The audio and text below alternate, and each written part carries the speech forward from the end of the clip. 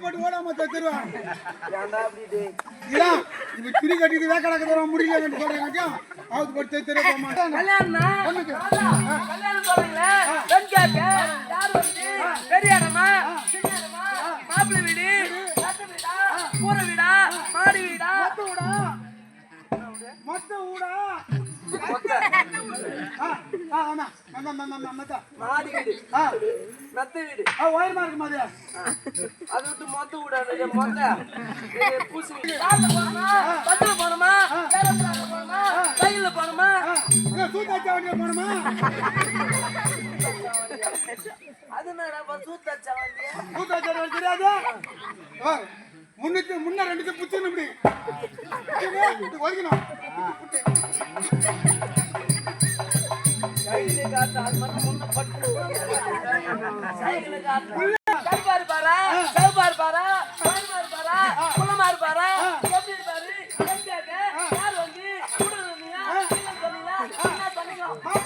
குட்டியா இருப்பாரா கட்டியா இருப்பாரா பச்சையா இருப்பாரா புழுவா இருப்பாரா நம்முடைய மகளுக்கு மணக்கோலன்னு தான் சொன்னேன்.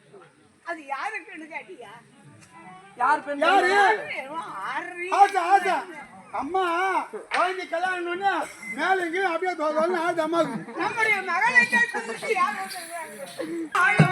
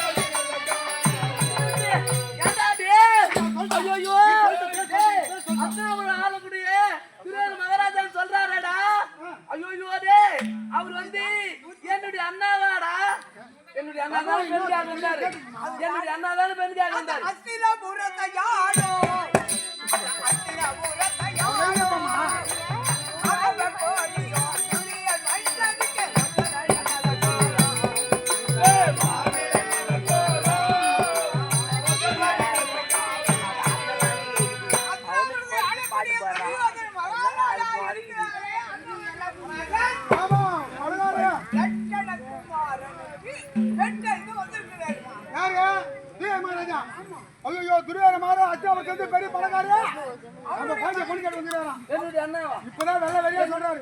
வாய் முட்டி யாரோ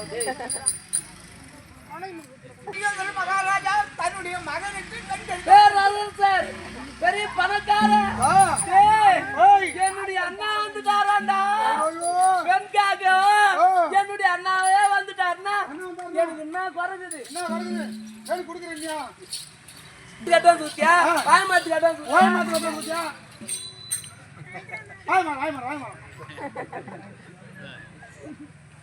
எப்பா நீ எது கேட்டாருங்க உனக்கு தெரியாம நான் ஒப்புக்கொள்வேனா கொடுத்துறேன்னு அவர்கிட்ட என்ன சொன்னேன் என்னுடைய மனைவி வரட்டும் அவளுடைய இஷ்டம் தான் ஏன்னா குழந்தை பெற்றவோ அவள்தான் அதான் மனைவி மங்களத்துல கேட்டு தரேன் பகவான் சொல்லிடுறாரு.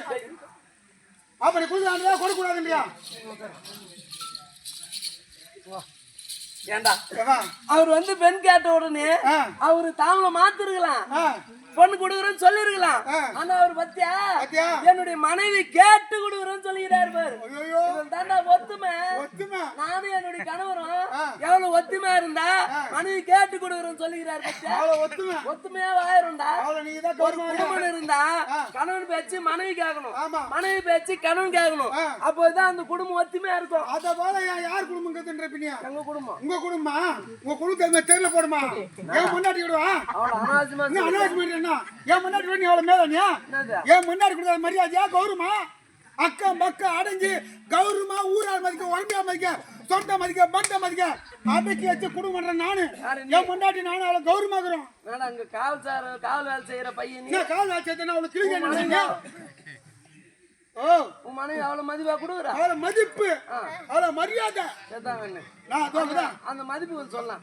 இங்க வந்துட்டு உங்களாண்ட வேலை செய்யறோம் உன்னாண்ட வேலை செஞ்சு நினைக்கிறேன் இங்க இருந்து வீட்டுக்கு ஓடுறான் என்ன வேலை செய்யறா என்னப்பா எதுக்கு பார்த்தா தப்பா நினைச்சாங்க? நீ சொல்றது தவறா இருக்குது. ஏன் உங்களோட தான் வச்சாரு காலை? அப்படி சொல்லு. இங்கிருந்து வீட்டுக்கு போனா வாசல்ல காலை வச்சு ஏன்டின்னு ஏன்டின்னு உன்னை ஏன்டா அப்படின்னு கௌரமா நாம கேட்டு காலைல ஆமா மூதேவி முட்டுக்கட்டை என்ன அட வாங்கி துணை பையா என்ன வாங்கி தின்னு பையா 13 வயசு பெரியவள ஆகுறா. அவளை போய் கல்யாணம் பண்ணலாமா? என்ன கல்யாணம் பண்ணலாங்க?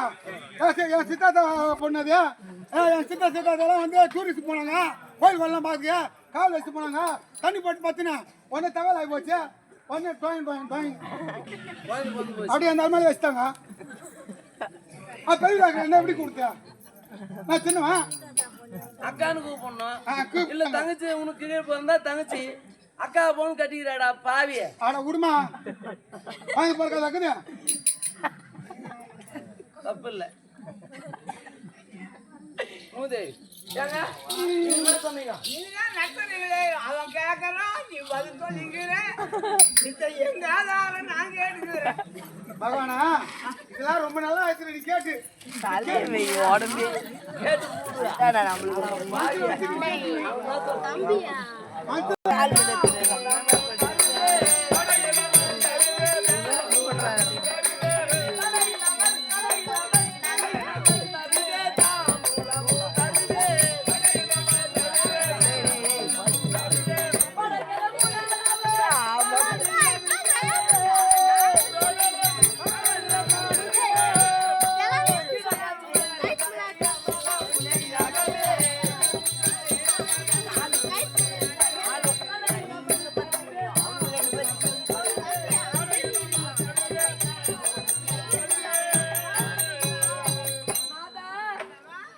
அண்ணாவே வந்து பெண் கேட்டாருன்னா அவரு இல்லன்னே சொல்லக்கூடாது, அடையே சொல்லக்கூடாது, குடுவரும் தான் சொல்லணும். அவ்வளவுதான்.